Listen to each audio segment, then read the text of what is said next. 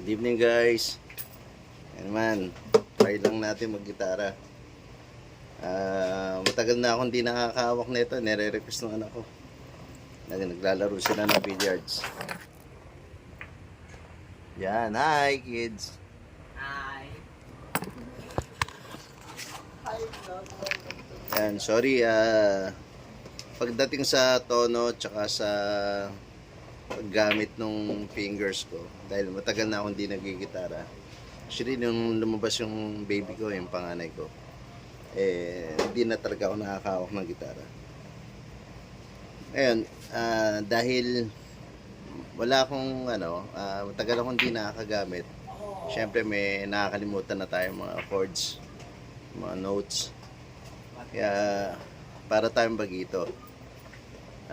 Pag nagtotono nga pala tayo, tip sa mga beginner kasi syempre baka may nanonood tayong tropang gitarista, mapapansin baka may mahina na rin pagdating sa tono. Pag nagtotono ka, ito sa E. Yung iba kasi pag nagtotono ganito,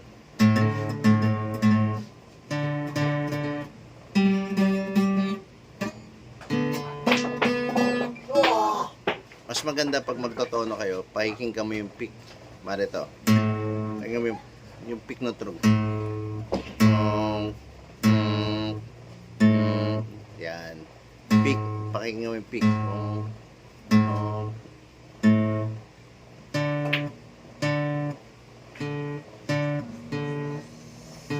Kasi magkakaiba ng weight yan Pagka pinagsabay mo, minsan kala mo parang pares ang tunog pero hindi pala. May weight difference kasi yung mga strings. Siyempre mas makapal yung gauge, mas buo yung tunog niya. Tapos ginagawa ko every time na nag-i-stop ako mag-gitara, nag-exercise ako, yung ginagamit ko yung apat na fingers ko. Ginagawa ko yung ginagamit ko yung isang, namimili ako na isang major chord. Mara ito F, G. Mare, simula ako sa A. Ito yung major chord na A.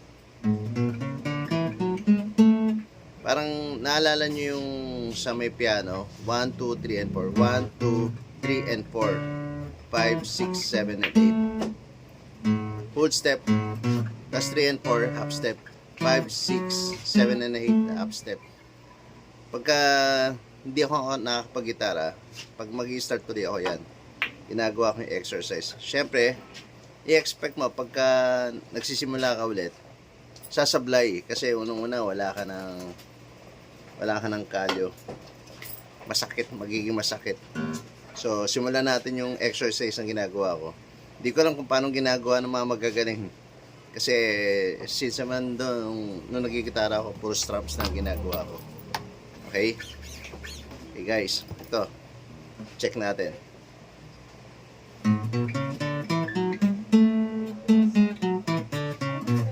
Yan, medyo sablay pati yung tono para sablay.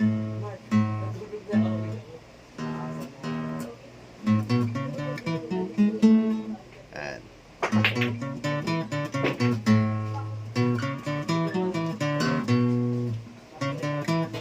Yan. Pagka gano'n, okay lang pag sumasablay. Normal lang yan. Lalo na pagka matagal-tagal kang di nag-ano. Ang importante kasi, pag ginagawa mo yung finger exercise, na nalalaman mo kung aling sa mga daliri mo hindi sumusunod. Diba? Kasi pag puro chords ka kaagad, minsan dahil sama-sama yan, hindi mo mapapansin kung may daliri ka na hindi mo na ilalagay sa tama. Tsaka tip nga pala, sa mga beginner pa rin ilalagay mo yung fingers mo malapit sa fret. Sa, ano bang tawag dito? Pati yun, nakakalimutan ko na. Basta ilalapit nyo rito. Okay? Yan. Okay, exercise. Ito yung ginagawa ko nga pala.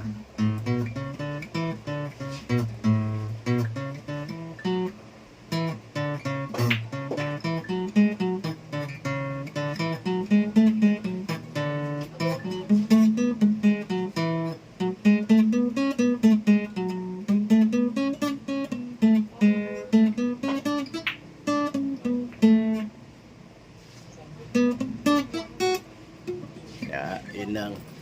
So, sa ngayon, para wag masayang oras nyo, yun yung ginagamit ko. Actually, ito, isa lang yun. Ito yung sa A, yung sa G. Kaya pagka, yung laging dito lang naglalaro, A, A, A, A. A yan. Pag in-extend mo, ito yung B. Diba? C. I-extend mo lang. I-extend mo na siya. Tapos ito G. From E, G, A. Correct me if I'm wrong, ha? Dahil talagang matagal-tagal na. Medyo nakakalimutan ko na paano yung pattern talaga ng mga chords. Next time magre-review ako ng sa chord book para makapag-ano ako kahit isang kanta man lang.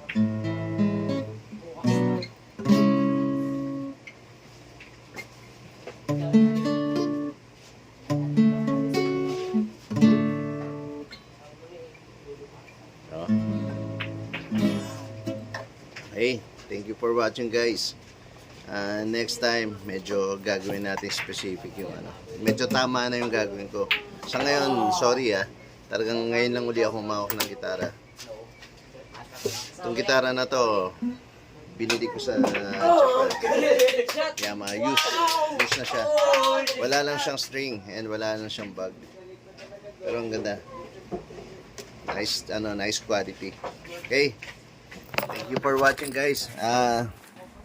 Next time, gano'n tayo, kahit isang kanta man lang, yung mga dati kong favorite song. Yan, yung mga kids naglalaro ng billiards. Please subscribe sa mga hindi pa nakasubscribe. Tapos, request kayo, comment kung ano mong request nyo. Thank you.